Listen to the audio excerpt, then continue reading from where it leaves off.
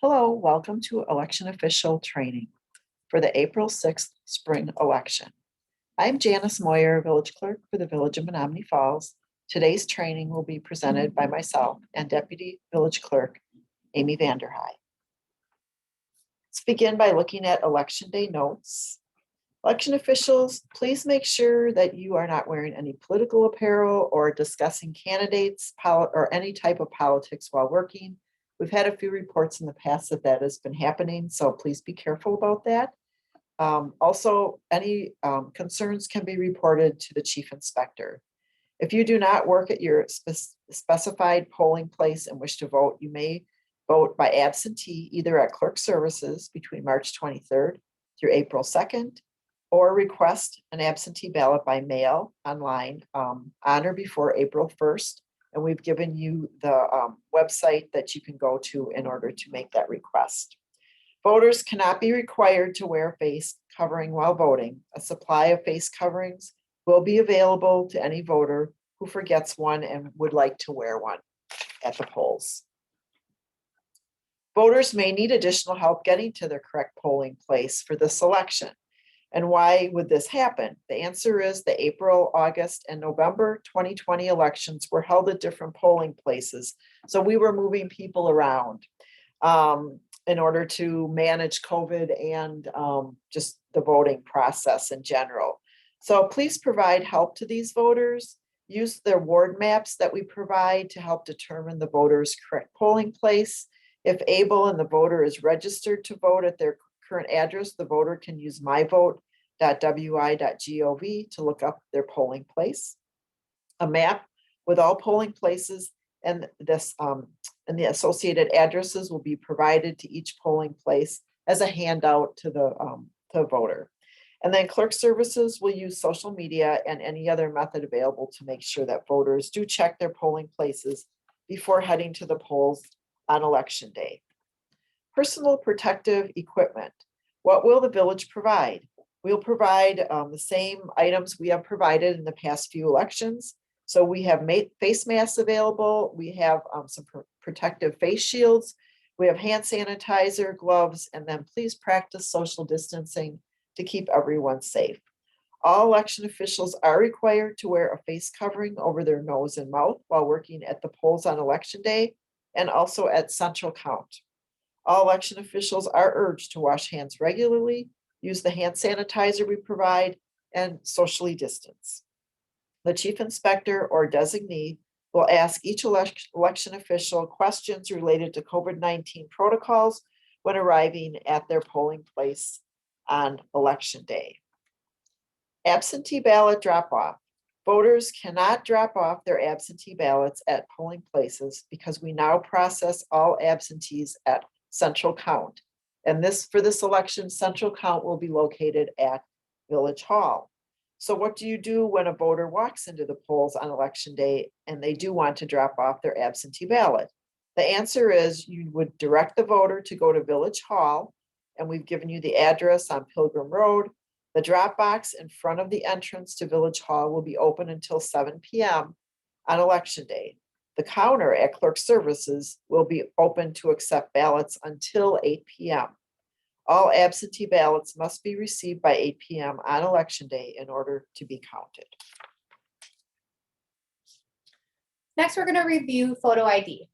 So election inspectors, when sitting at the poll books, should be reviewing the photo ID for each of the voters who come in. They have to have a photograph, the elector's name, and an expiration date. Reminder, when somebody comes up to the poll book, we do not check for the current address on their photo ID. We are looking that their face conforms with what their photo is and that it's not an expired driver's license and that their name conforms to what is in the poll book. This next slide is all of the different acceptable photo IDs. This has been changed recently by WEC. What has changed is a Wisconsin driver's license. They no longer have driver's licenses that are red. There used to be an older version where most of the license was actually a red color or a green color, notifying if they were over 21 or under 21. But you can see all the different types here are what you can see on election day. Some of the additional ones that do work for photo ID are those such as the IDT petition receipt, certification of naturalization, and a university and technical college ID card with enrollment verification. This next slide is just some more photo identification. This has been updated again, so please make sure you read through these before election day. We're going to go through them together. The Wisconsin driver's license may be revoked or suspended or unexpired or expired after 11/3 of 2020. The state of Wisconsin identification card, unexpired or expired after 11/3 of 2020. Military ID, unexpired or expired after 11/3/2020. Military ID card issued to veteran may be expired, but some may indicate indefinite.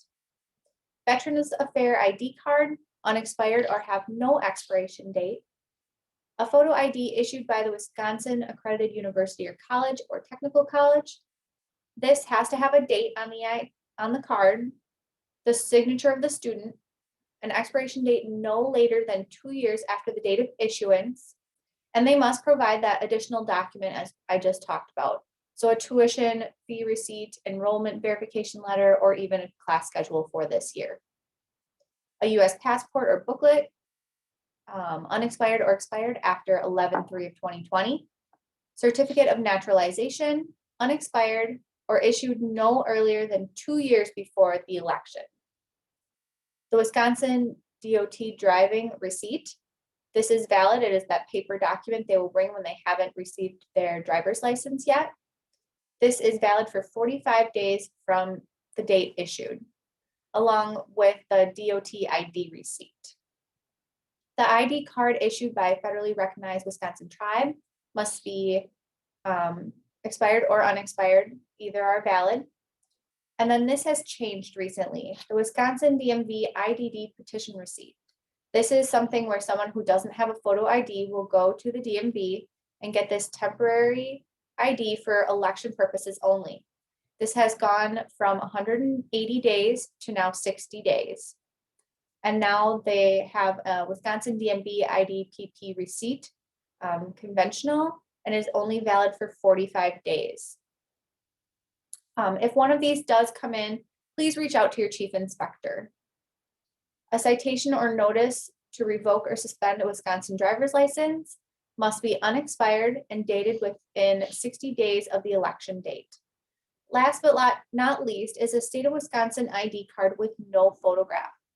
People may have this for religious purposes. It has to be unexpired or expired after 11/3 of 2020.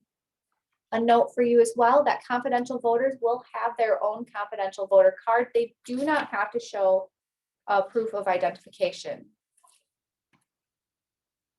This next slide is the IDPP petition process document. All of our chief inspectors have this in their binder. So if somebody comes in without a photo ID that is valid, please make sure that they are given one of these. It will help them locate the nearest DMV and be able to get an ID for voting purposes. This next slide is the poll list. It's our sample poll list that shows a few different notations. One of them I'd like to point out is how do you tell what ballot to give a voter if you're in one of our split wards? On the left side, you can see highlighted in blue is where it says BS01-MF. This means that it's a ballot style for Menominee Falls. And the second one is the BS02 for HAM. This is the ballot style for Hamilton. So you'll see these in the poll books for 3 different wards, 1, 16, and 20. Other notations on here include the absentee issued and absentee returned. We're going to talk about these a little bit more. So what to do when the notation says an absentee issued. Please check the absentee log to see if the ballot date is filled in. This will be in the back of your poll book under absentee log. Ask the voter if they've returned their absentee ballot to clerk services, or if they've dropped it off in the box or even a mailbox, the drop-off box. If they say yes to any of these, then they are not allowed to vote again. Returning a ballot would be putting in the drop box or saying that they have mailed it back. If the voter says no, you can contact your chief inspector who can verify the ballot was never returned. If the notation says absentee return, the voter cannot vote again. Their absentee ballot was already received by clerk services. If the voter feels that there's a discrepancy, please contact your chief inspectors. Don't just turn the voter away. We'll be able to confirm it with our central count location and know that that ballot was processed. ERIC movers. What is ERIC? The answer is Electronic Registration Information Center. The Wisconsin Election Commission is asking chief inspectors and poll workers to follow steps on election day when checking in voters at the poll list table. Why is this used? And the answer is to identify voters who may have moved from their current address. The poll list will look like this if the voter is considered an ERIC mover. You can see it says, have you moved in the red box? Ask the voter, do you certify this is still your current home address? If the voter replies yes, it means they still live at that address. Have the voter sign the poll list and continue the check-in process. There's nothing else they need to do. If the voter replies no, it means that they are not at that address anymore. Advise the voter they will need to complete an election day form for their new address, and that may even take them to a different polling place. So be aware of that. If there's just a typo in the address of the voter, note that on the address correction on the poll list. Do not write over the name or the address of the voter. Write it in the margin or someplace where there's a little bit of space, and then continue with the check-in process. Ballot information. The contests that are on the April 6th ballot are Superintendent of Public Instruction. There are some judicial offices, village president, and then there are school board members. We have 2 school districts in Menominee Falls, the Menominee Falls School Districts, and Hamilton. And as Amy mentioned before, wards 1, 16, and 20 are split wards. So what does that mean? It means we have voters that live in those 3 wards. Some of them live in the Menominee Falls School District, and some of them live in the Hamilton School District. But they are all in one poll book. They're not separated. So how do you know which ballot to give the voter? When we process our poll list ahead of election day, the Hamilton voters are highlighted in wards 1, 16, and 20. And that little snippet over on the right where it has ballot style MF, that's the Menominee Falls School District. And if it says BS ballot style HAM, that voter would live in the Hamilton School District. The ballots have different color blocks, and there is a color block on both sides of the ballot. The next page is actually a couple sample ballots that we put in the PowerPoint. The first one is the express vote. And this was one that we created for our public test, and then I put it in the PowerPoint. And it's for Ward 1, and that is one of our split districts. You can see up at the top, it says Menominee Falls. So that would have been for a voter who lives in the Menominee Falls School District and is in Ward 1. If you go over to the next 2 examples, that's the DS200 ballot. And as you can see for Ward 1, it has Village of Menominee Falls, Ward 1, and then PT, that means part of, and then it says Menominee Falls School. And then the sample next to it would be for the Hamilton School District if the voter resides in that district. So we will have it marked in the poll list. The ballots have separate colors. Just please make sure if you are working on wards 1, 16, or 20 that you're aware of the fact that you need to be looking for those school district splits so that the voters get the correct ballot. The next slide is an overvoted ballot. This is a slide we've used for quite a while, obviously, since 2016. Anyway, we just want to show you what the DS200 screen will look like if there's an overvoted ballot. In this case, there was a vote for 1 for United States Senator, and the voter filled in both ovals. And you can see when the ballot was put in the DS200, it's very nice. It gives you a screen that shows you exactly what contest was overvoted, that the voter chose 2 candidates and the voter is only allowed to choose one. In that case, the ballot would be returned to the voter, and then they would be able to get a clean ballot and vote correctly or re-vote, I guess. Initialing ballots. You may not initial ballots before the voter has checked in at the poll table. And the reasons are the Wisconsin Election Commission does not allow this. Live ballot stock could be left on tables if the polling place needed to be evacuated quickly. And if those ballots sitting on a table have initials on them, they are now live. If two ballots are given to the voter by mistake, the paper sticks together, the voter now has two live ballots in the voting booth and could vote both ballots. So these are very good reasons not to initial those ahead of time. So please make sure you are following that practice when you are working on election day. End of the day, ballot bagging. For this election, there is no requirement to bag ballots by ward. Ballots will be bagged by polling place. You will need to use multiple bags, and poll workers will still need to look for write-in votes before bagging. As of March 19th, when we created the PowerPoint, there were no registered write-in candidates. The chief inspectors will be notified if there are any write-in candidates ahead of election day. And the deadline for doing that is Friday, April 2nd at noon. So if there are write-ins, then we would be notifying the chief inspectors so that they could let you know before the polls open. Any party represented poll workers must sign the ballot bags, and the ballot bag seal numbers will be written on each inspector's statement.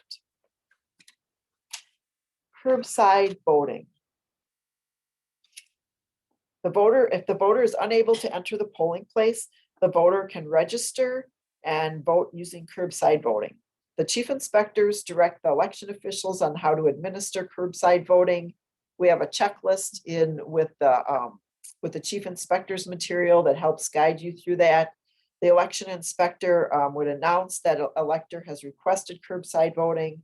2 election inspectors perform this task, and all proof of residence and photo ID documents must stay with the voter. Please do not take them into the polling place.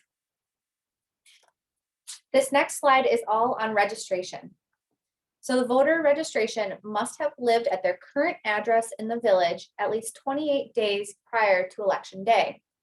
So this is on or before March 9th of 2021. If not, the voter must return to where they have previously lived to vote. So there are a few situations on here.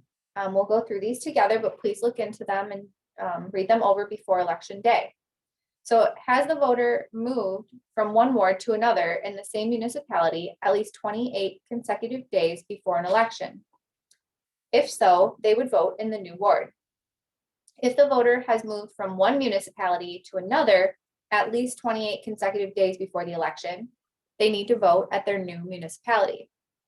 If the voter has moved from one ward to another in the same municipality less than 28 consecutive days, they would vote in their old ward. If the voter has moved from one municipality to another less than 28 consecutive days, they would vote in their old municipality. Has the voter moved to a different ward or state temporarily with intent to return? They would vote in the ward for the municipality for which they have moved.